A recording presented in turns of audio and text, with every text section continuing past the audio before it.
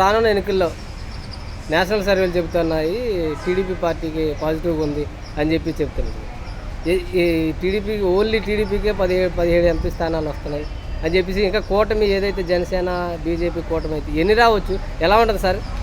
ఇప్పుడు రాష్ట్రంలో ఉన్నటువంటి ఎమ్మెల్యేలు కానీ ఎంపీలు కానీ ఉన్నటువంటి నేషనల్ సర్వేలు కానీ అన్ని సర్వేలు కూడా ఇండియా టుడే సర్వే కానీ అనేకమైనటువంటి సర్వేలు స్పష్టతగా చెప్పడం ఏంటంటే టీడీపీకి ఈసారి జనం పట్టం కడతా ఉన్నారు అని సర్వేలు ఉత్తరే చెప్పండి.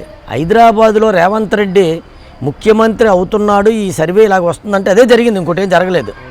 అలాగే గతంలో కూడా మంచి సర్వే టీంలు ఏవైతే ఉన్నాయో ఏం చెప్పారో ఏ జరుగుతున్నాయి. అంటే సర్వే అంటే వాళ్ళు కింద లెవెల్ నుంచి కూడా ప్రజల యొక్క అభిప్రాయాన్ని సేకరించి సర్వేలు చెప్తా ఉన్నాయి. 17 ఎంపీలు అంటే ఒక 7 నియోజకవర్గాల అసెంబ్లీ నియోజకవర్గం ఒక ఎంపీ, 17 ఎంపీ సీట్లు వస్తున్నాయంటే ఇంకా ఆటోమేటిక్గా ఒక తెలుగుదేశం పోటీ చేస్తే దాన్ని బట్టి ప్రభుత్వం ఏ రకంగా ఎమ్మెల్యేలు వస్తాయి అనేది మనకు స్పష్టంగా అర్థమవుతుంది. సర్వేలన్నీ కూడా ఇప్పుడు చెప్పడం లేదండి, ఎప్పటి నుంచో చెప్తున్నాయి. ఈరోజు రాష్ట్ర పరిస్థితి ఎలాగుందంటే చిరు ఉద్యోగులు కానీ ఉద్యోగస్తులు కానీ టీచర్స్ కానీ అలాగే కాంట్రాక్టులు కానీ లేకపోతే పెద్ద ఉద్యోగులు కానీ లేకపోతే ఆశా వర్కర్లు కానీ లేకపోతే జీవీఎంసీ వర్కర్లు కానీ మొత్తం అలాగే మధ్యతరగతి కుటుంబీకులు కానీ A+B+B కానీ వీళ్ళందరూ కూడా కింద లెవెల్లోని కొంత మాత్రమే వైసీపీ ఉన్నప్పటికీ కూడా తక్కువ పర్సంటేజు ఈసారి ప్రజలకు కూడా అర్థమైంది, ఈతకాయ ఇచ్చి తాటికాయ తీసుకుంటుంది ఈ వైసీపీ ప్రభుత్వం అని సర్వేలు కూడా ఘోషిస్తూ ఉన్నాయి.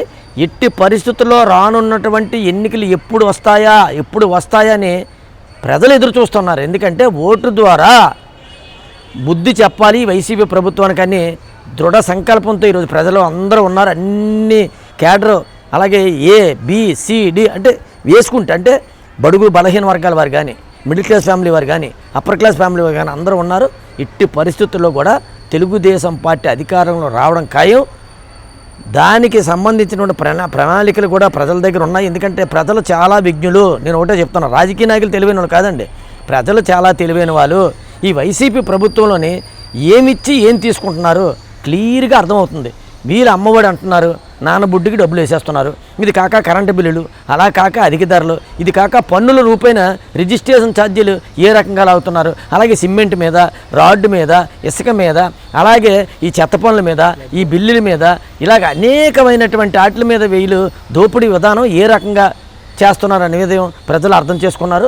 రానున్న రోజుల్లో తెలుగుదేశం పార్టీ జనసేన పార్టీకి అలాగే బీజేపీ పార్టీ కూడా పట్టం కడతారని తెలియజేసుకుంటా ఉన్నాను. అంటే ఓన్లీ టీడీపీకే ఈ సర్వేలో 17 సీట్లు ఎంపీ సీట్లు వస్తాయని చెప్పి 3 పార్టీలు కలిస్తే ఇంకా పెరిగే అవకాశం. ఎస్, ఇప్పుడు ఒకటి అర్థం చేసుకోవాలా, గతంలోని ఈ విశాఖపట్నంలోని ఎగ్జాంపుల్, ఈ విశాఖపట్నంలోని కార్పొరేషన్ ఎలక్షన్ జరిగింది. కార్పొరేషన్ ఎలక్షన్లోని 33 సీట్లు అంటే 36 సీట్లు తెలుగుదేశం పార్టీ కైవసం చేసుకుంటే తక్కువది వైసీపీ వారు కైవసం చేసుకున్నారు. 16 సీట్లు అంటే తెలుగుదేశం పార్టీ రూపాయి ఖర్చు పెట్టకుండా 16 సీట్లు నాలాంటి 100 లోపు పోయాం. అంటే స్పష్టత అప్పుడు జనసేన కొన్ని వార్డుల్లోని చాలా ఓట్లు చేల్చడం జరిగింది.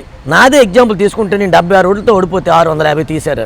నా పక్క నుండి వార్డు కొంత ఓడిపోతే వాళ్ళు కొంత లాగేసారు, అది కలిపితే ఎంతో మెజార్టీ వచ్చును. ఈరోజు జనసేన పార్టీకి కూడా నాకు తెలిసి ఓటింగ్ శాతం పెరిగింది కాబట్టి టీడీపీ జనసేనకి వచ్చినటువంటి ఓటింగ్ సరళగాని చూసుకుంటే ఇది ఎట్టి పరిస్థితుల్లో కూడా శుభసూచకం అనేది నా వ్యక్తిగత ఒక భావన. కొంతమంది జనసేన ఎందుకు కలుపుకున్నారు, అది ఎందుకు కలుపుకున్నారు, ఇది ఎందుకు కలుపుకున్నారని కాదు, జనసేన 100% బలపడ్డది. ఆ దిశగా పవన్ కళ్యాణ్ గారు, చంద్రబాబు నాయుడు గారు అనేక మార్లు సిట్టింగ్ తీసి ఈ రాష్ట్ర భవిష్యత్తు ముఖ్యం, ముందు నాయకుల భవిష్యత్తు కాదు, ఈ రాష్ట్ర ప్రజల భవిష్యత్తు ముఖ్యం కాబట్టి కొన్ని వదులుకొని కొన్ని మందికి అన్సాటిస్ఫై అయినా సరే శాసనసభ్యులకు కానీ పార్లమెంట్ సభ్యులకు కానీ వాళ్ళకి నచ్చజెప్పుకొని ఈ రాష్ట్ర భవిష్యత్తు ముఖ్యం, ప్రజల భవిష్యత్తు ముఖ్యం అని ఒక అంగీకారానికి ఇద్దరు రావడం జరిగింది. సీట్లు భర్జన అవుతున్నాయి.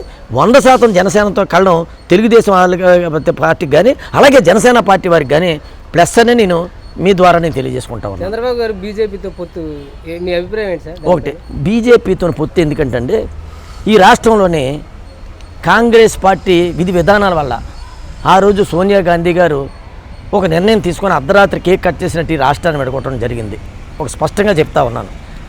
ఆ రోజు ఈ రాష్ట్ర ప్రజలు చాలామంది శోకసముద్రులు మునిగిపోయారు. ఎందుకంటే ఇంత సడన్గా ఒక కుటుంబం విడిపోతేనే బాధపడతాం, ఒక అన్నదమ్ములు విడిపోతే బాధపడతాం, ఒక ఆస్తి విషయంలోనే ఒక 10 గజాలు 5 గజాలు అటు ఇటు అయితే బాధపడతాం. అటువంటిది రాష్ట్రంలో సంపద అంతా కూడా పక్క రాష్ట్రానికి వెళ్ళిపోయినప్పుడు ప్రజల యొక్క మనోభావం ఎలాగ ఉంటుందని అర్థం చేసుకోవాలి. ఆ రోజు శ్రీమతి సోనియా గాంధీ గారు ఆనాటి ఉన్నటువంటి తెలంగాణ నాయకులు కాంగ్రెస్ నాయకుల మాటలు ఆలకించి మరి రాష్ట్రాన్ని పెట్టుకోవడం జరిగింది. ఇప్పటికీ కూడా ఆస్తులు పంచిన పాపాన్ని పోలేదు, అలాగే రాష్ట్రానికి రావాల్సినటువంటి నిధులు అయ్యి రాలేదు. అలాగే జరిగినటువంటి ఈ తరుణంలోనే కాంగ్రెస్ పార్టీ తెలుగువాడికి బాధకి తగిలిపోవడం అనేది జరిగింది. నాకు వ్యక్తిగత అభిప్రాయం.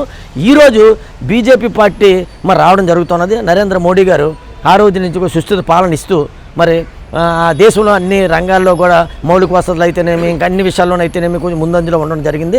ఈనాటికి కూడా ప్రజలు మళ్ళీ బీజేపీ వైపు చూస్తూ ఉన్నారు కొంతమంది, మ్యాక్సిమం. ఎందుకంటే దానికి ఎగ్జాంపుల్ రిజల్ట్ ఏ రకంగా వస్తుందో.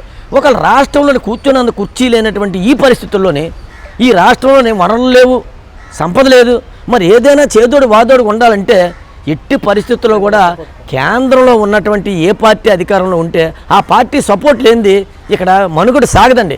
ఎందుకంటే జగన్మోహన్ రెడ్డి అన్నిసార్లు వెళ్తుండ్రు అక్కడికి, ఢిల్లీ పర్యటన ఏ విధంగా ఎన్నిసార్లు అదే సార్ ఎన్నిసార్లు వెళ్తున్నాడు?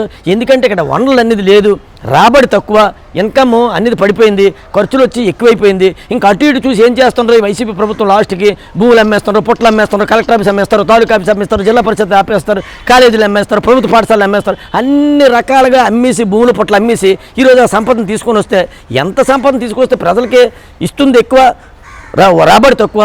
అలాంటప్పుడు కేంద్ర సపోర్ట్ ఉండాలన్న ఒక విజ్ఞతతోనే చంద్రబాబు నాయుడు గారు రాను రోజుల్లో బీజేపీ ప్రభుత్వం మరలా అధికారంలోకి వస్తుంది. కాబట్టి ఈ రాష్ట్రం మనుగడ సాగించాలంటే కేంద్రం నిధులు మనకు రావాల్సినటువంటి ప్రత్యేక హోదా అలాగే ఉంచినప్పుడు కూడా రావాల్సిన నిధులు కూడా రాలేదు.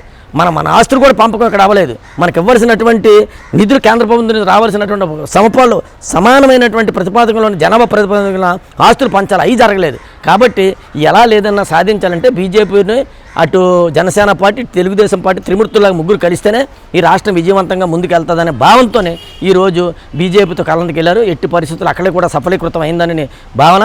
రానున్న రోజుల్లో బీజేపీ, ఇటు జనసేన, ఇటు తెలుగుదేశం ఈరోజు త్రిమూర్తుల ముగ్గురు కూడా ముందు నుండి ఫైట్ చేసి ఈరోజు సంపూర్ణ అధికారం రాష్ట్రంలోనే ఈ ముగ్గురు కూడా సాధిస్తారనేది నా యొక్క భావన.